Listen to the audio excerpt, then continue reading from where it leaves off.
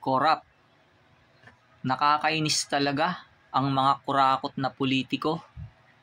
Imbes na tumulong sila sa pagpapaganda ng Pilipinas, ay sila pa ang naglulugmok sa bansa.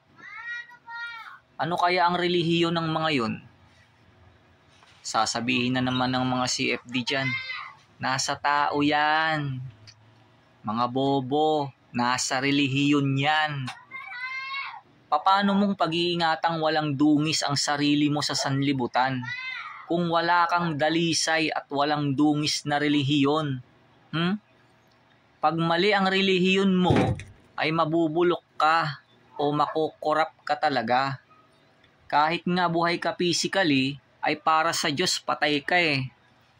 Mga peking Kristiyano kasi dahil peke ang Iglesia Katolika.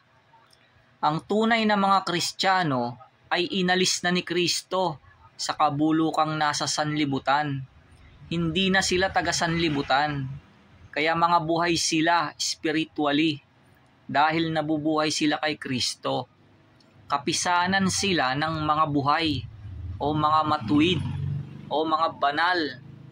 Hindi sila mga patay at mga bulok na gaya ng mga peking Kristiyano na walang matuwid sa kanila kahit isa, ayon sa nakasulat sa Biblia.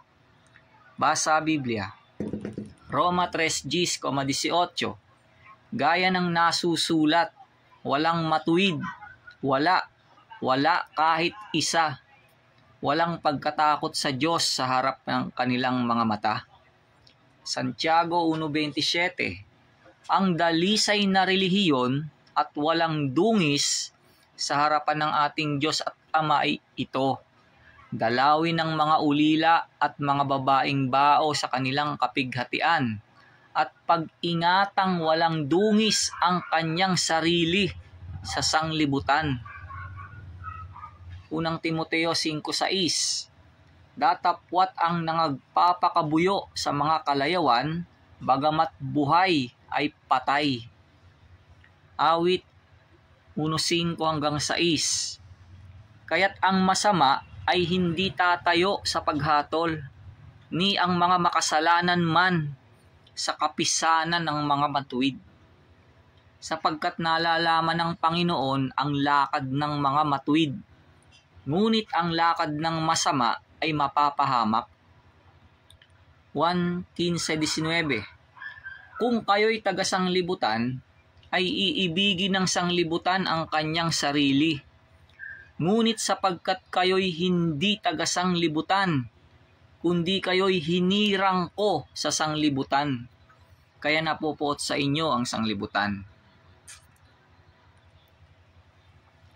2 Pedro 1:4, na dahil dito ay ipinagkaloob niya sa atin ang kanyang mahahalaga at napakadakilang pangako, upang sa pamamagitan ng mga ito ay makabahagi kayo sa kabanalang mula sa Diyos, yamang nakatanan sa kabulukang nasa sanglibutan dahil sa masamang pita. 2 Pedro 2:19, na pinangangakuan ng kalayaan, samantalang sila'y mga alipin ng kabulukan, sapagkat ang nadaig ninuman ay naging alipin din naman niyaon.